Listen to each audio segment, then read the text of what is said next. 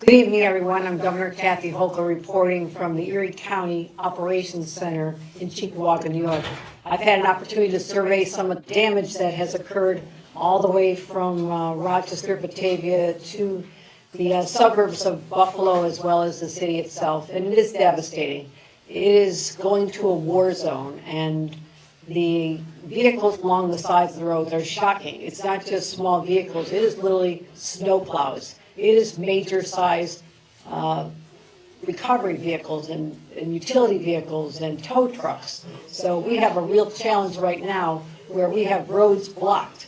Roads are literally blocked by emergency vehicles, so that has made it extremely challenging for us. We know it's Christmas, and I do want to comment on the fact that while wishing everyone a Merry Christmas, we are so grateful for the literally hundreds of people sacrificing their time away from family and loved ones to be out there making all of us safe, whether it's safe in our homes or safe in our streets. And I want to give a special shout out to the hundreds and hundreds of plow drivers who are out there literally rescuing people as we speak, and to our state police who've been involved in over 500 rescues, literally helping everybody to getting elderly people to hospitals, helping a gentleman who only had 4% left on his mechanical heart. They got him the help he needed, and delivering a baby. So they have been out there. I am grateful for them on this Christmas holiday for all.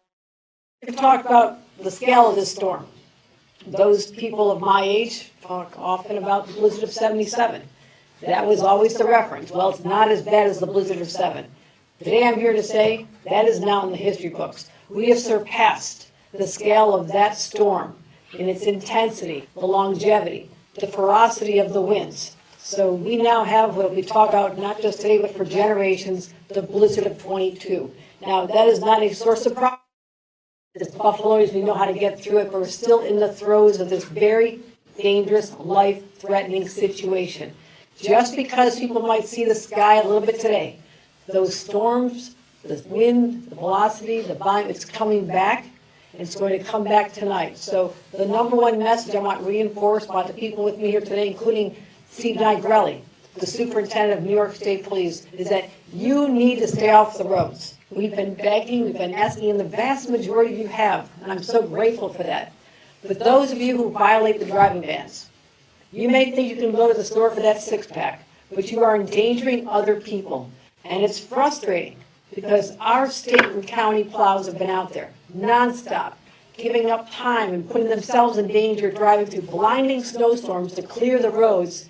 They clear them, and now all of a sudden, because someone wanted to go out to the store, or just run and visit a friend, or take pictures of the snow, they are now stranded, and we have to expand our emergency operations, our rescue, to them as well. So that is why we're pleading with people to please stay home for the duration of this event. We can see the end in sight. It's just not today, and tomorrow we'll give you updates on how that looks. So the weather forecast is it's coming back, and not with the severity, but it's also going to be rather intense later this evening. As I mentioned, the search and rescue has resulted in a lot of recoveries. Tragically, there has been a loss of life. The numbers continue to increase. We have confirmed now 12 storm-related deaths, and unfortunately, we know that there'll be more numbers that will be being unveiled as soon as they're actually confirmed. But there is substantial, significant, and devastating loss of life as a result of this winter storm. There are people also in their homes, freezing cold for the last 56 hours. Some of them have been without power. This is nothing to do with the resources. We have been in communication with the CEOs of the two major utilities, NYSEC and NYSEC and National Grid. They have told us that this is the largest mobilization of utility crews in the history of the state, or at least in recent memory. So it is not the resource. The people are here. We pre-positioned as a state over 7,000 individuals to be here to put the power back on. But what we're experiencing is a mobility and access challenge. The roads are not clear enough, and when they're cleared, the snow drifts continue to come in. When they finally do get to these substations, they find that they've been compromised, they've been damaged, the ice has done significant damage that now needs to be repaired. Or the other situation where you need to have people up in the lines. You always have that image of the linemen and linewomen going up there. You can imagine when there's blizzard force winds, 35 miles an hour sustained, and just yesterday it was sustained at 60 miles an hour, 70 miles an hour. That is a real challenge. It is not safe for them to be able to go up there, and that's going to continue through the night. That being said, we do have 94.5% of Erie County residents have their power on. That is a good thing, and about 87% of Buffalonians in the city now have their power restored. But if you're one of the people without the power, and you've got little kids at home, something I experienced as a mother growing up here, it's scary. And it's frustrating. And I know people are at wit's end, especially for families who've been trapped together on a holiday and thought they were going to see other loved ones. I know how hard this is. But Western New Yorkers are tough. We know how to deal with this. We will get through this together. And we also, as I mentioned, we need you to stay home for the next 24 hours at least, and we'll be giving updates on when people can leave. We've also been checking on our hospitals. That is one of the reasons we deployed the National Guard. And our National Guard, we are having conversations about deploying the National Guard even before the storm hit. These are conversations on Wednesday and Thursday. The storm hit Chautauqua County at 7 a.m. on Friday, 10 a.m. and here in Erie County. And so we've been talking about that, getting them pre-positioned. We did run into logistical challenges. We had scores of people ready to come, and they get trapped in snow themselves, but they're on the ground. We have 200 now, another 200 tomorrow. They'll be coming in through the night, and they were able to access the Armory in Buffalo, which is where most of the equipment is. That was snowed in for a considerable amount of time as well. So the National Guard is here. Lastly, I've been in contact with the White House. Just spoke in the last hour with Ron Klain, the Chief of Staff to President Biden. He has assured me that within a very short time of them receiving our request for a disaster declaration, it will be granted. And that is good news for us to be able to start covering the cost of this epic, once-in-a-lifetime storm that we're now having to deal with. So that is an update from the White House. The President is very concerned about this. He said, whatever you need from the White House, we'll be there for you, and I'm grateful to President Biden for that support as well. With that, I'll turn it over to the county executive for more details, and then we'll hear from Steve Nigrelli, who is the New York State Superintendent of State Police, but he's also a local resident, so he knows how to deal with the storms. I'm also fortunate to be joined by other professionals on my team. I was embedded with them intensely for 4 or 5 days just 5 weeks ago, when we dealt with the historic amount of snow that fell in Western New York, setting a record for the state, the most snow in a 24-hour period. That is Commissioner of Homeland Security and Emergency Services, Jackie Ray, and our DOT Commissioner, Marie-Therese Dominguez, and they've joined me here from Albany as well. With that, County Executive, look forward to your remarks. Thank you, Governor. On behalf of the people of Erie County, one of whom is you, I want to thank you for the resources that you sent into our region even before the storm started. It's not just the National Guard that was called up by the governor.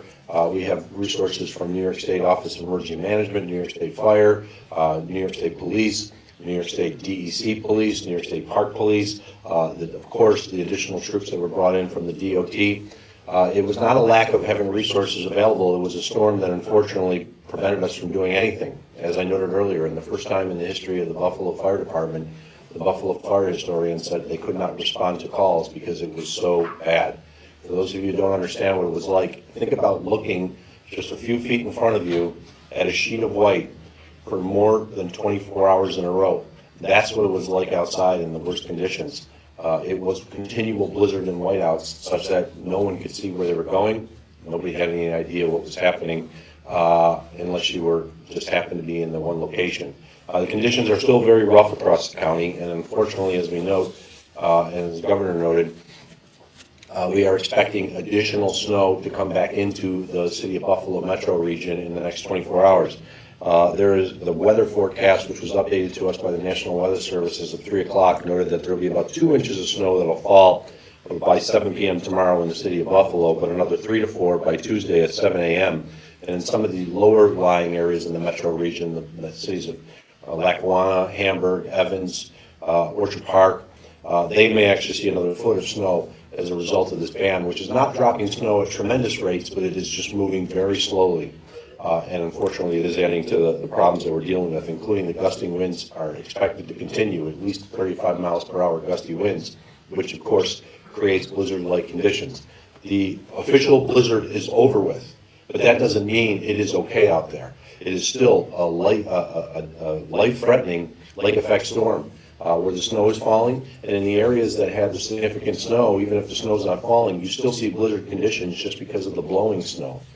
And so we want people to understand that it is very dangerous. That's why we're asking people to stay off the roads. The driving ban in Erie County will continue until 7 a.m. tomorrow, at which time we will revisit it for certain communities in the county. We do not expect to be lifting the driving ban tomorrow for the city of Buffalo and other areas that were adversely affected. We may be able to lift the driving ban tomorrow for some of our southern communities, but we will revisit that in the morning. But as of now, the driving ban is still going to be in effect in Erie County until 7 a.m. The county is assisting National Grid and NYSEG with regards to restoration efforts. As the governor noted, there has been tremendous efforts that have been made today, and thousands have been restored with power, but we know there's still approximately 15,000 customers in the city of Buffalo and National Grid who do not have power. I don't want to say this, but unfortunately, based on the information we have from National Grid, restoration may not occur until Tuesday for many of those people. As I noted earlier today, substations froze. They were snowed under. We had a report that one substation had an 18-foot drift onto it, and when they got in, the substation was frozen. They still don't even know to the extent the damage that occurred in the substation. They were able to restore power for about 5,000 city residents today, and I want to thank all the men and women of National Grid and NYSEG who've been working in horrible conditions to get us in a situation where we are today. It doesn't really make you feel any better if you don't have power at your house, and it's still possible some people will not have power restored until Tuesday. But I do want to thank our friends with National Grid and NYSEG for all the work that they're doing. Emergency services, we've been assisting with a lot, including helping AMR, the ambulance provider for a vast majority of this area, recover ambulances that had to be abandoned. 11 ambulances were dug out today and recovered for AMR where they could be put back in service. But it still is difficult in many of the streets in the city of Buffalo, especially to traverse.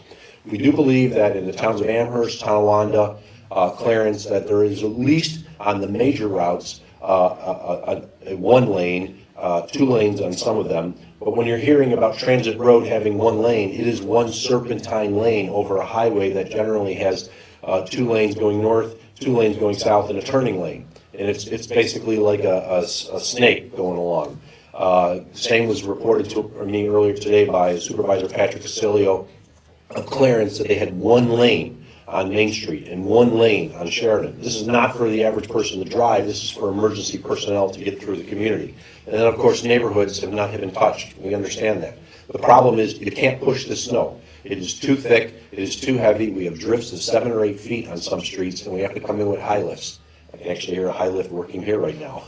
That's the only way you can clean the snow is through these high lifts. And then often you can't even push the snow with the high lift. You have to lift it up and put it in a dump truck, which is what is going on. So it's going to take some time for recovery in the hardest hit communities. As the governor noted, unfortunately, we have 12 deaths that have been confirmed by the Erie County Department of Health Medical Examiner Office. I can specifically note that 6 were in the city of Buffalo, 3 were in the town of Amherst, of which 1 of them was in the village of Amherst, located in the town.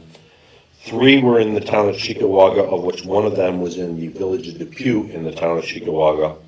The youngest individual was age 26. The oldest individual was age 93.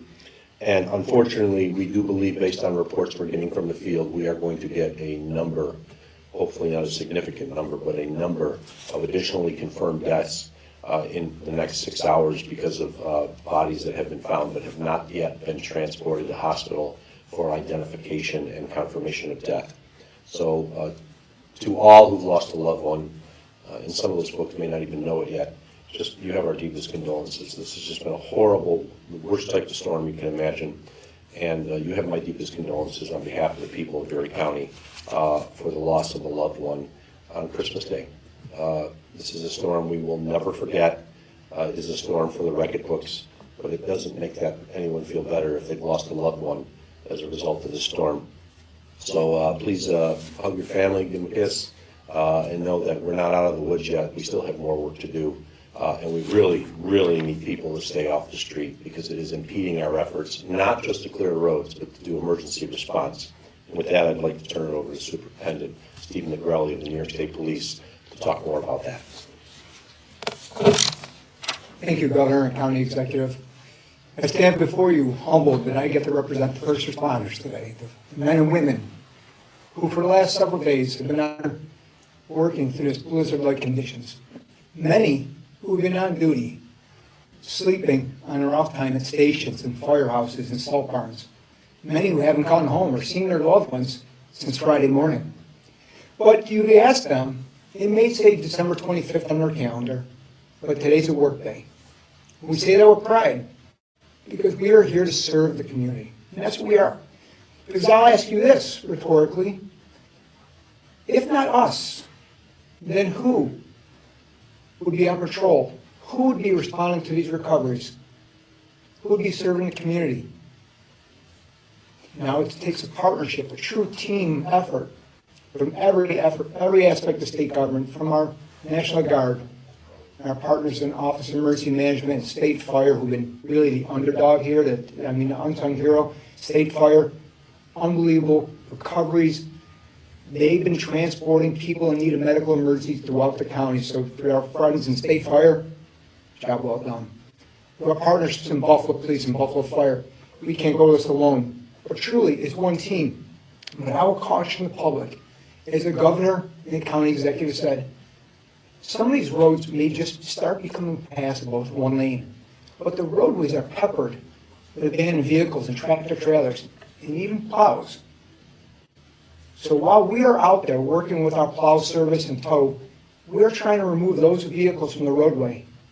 And I know people want to see their loved one on this holiday. And I'm sure you're getting a little bit of cabin fever.